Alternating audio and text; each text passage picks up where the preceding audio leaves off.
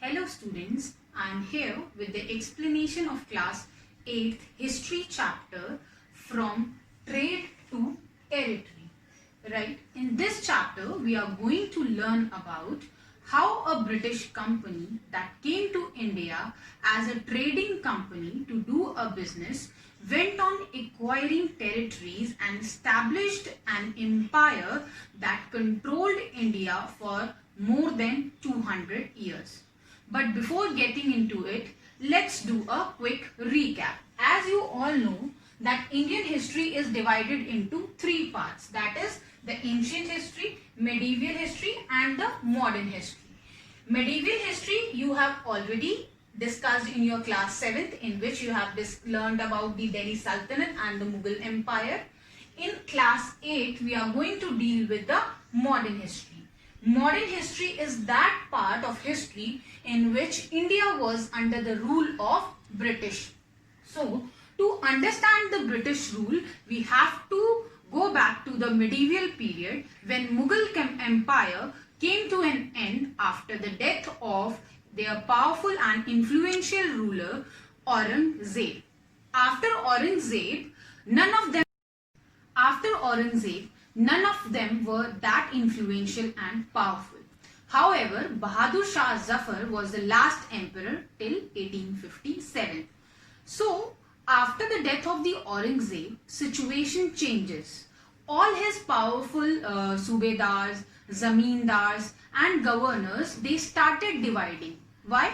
Why they started dividing? They started dividing because now it is beneficial for them to establish their own kingdom. Right? Now they all are busy in establishing their own kingdom and they all want to become kings. Right? Now let us see actually what happened between 1400 to 1700. Right? We will understand with the help of the timeline from 1400 to 1700. Right?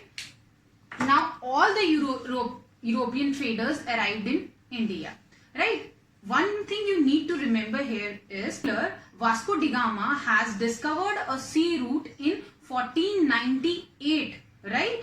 So all the European traders, who are European traders like Portuguese, Dutch, French, Britishers, they all were collectively known as the European traders. But here, what we are interested in it? We are interested in knowing how British came to India.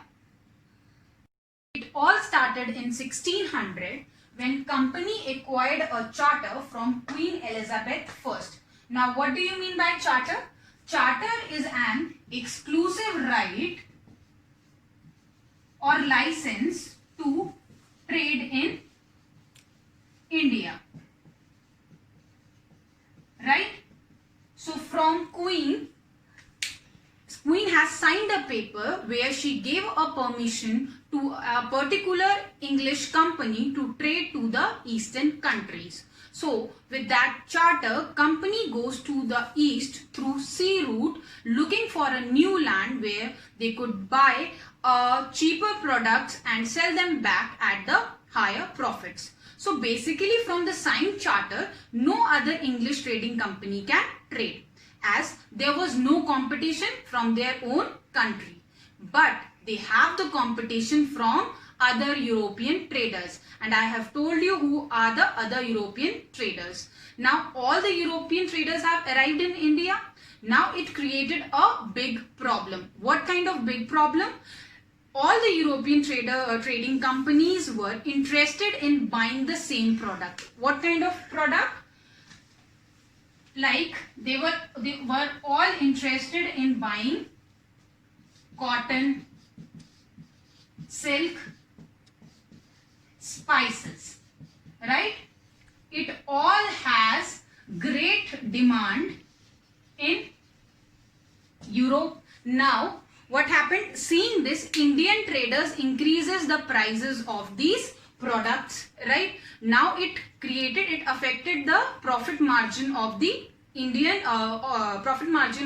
European traders. So to reduce the cost, what they have decided, they were started finding a reasonable solution. So according to the Britishers, the reasonable solution to reduce the cost was to eliminate the competitors, right? So what they did, now they started fighting among themselves to eliminate the competitors. They started sinking their ships, they started blocking their routes, they started fortification of the land, which created a conflict among the local rulers also, and now the local traders were started getting angry.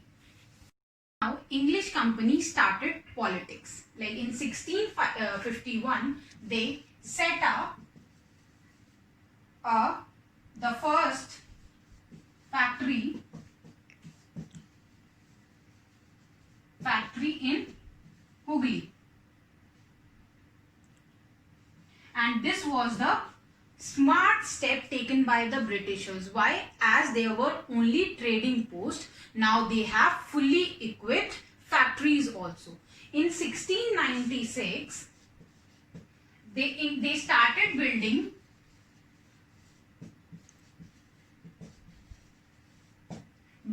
fort near the factories, right? So you can see from here they are gradually increasing their power. Now English company persuaded a farman from the Aurangzeb. Now here a term comes, farman.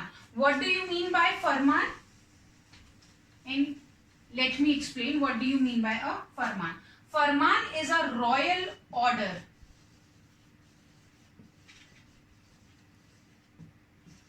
A farman is a royal order to trade. Aurangzeb issued a farman granting the company the right to trade duty-free, which leads to a enormous loss in revenue for Bengal, right? As they want more and more concessions and more privileges, right? So now let's see what happened in Bengal.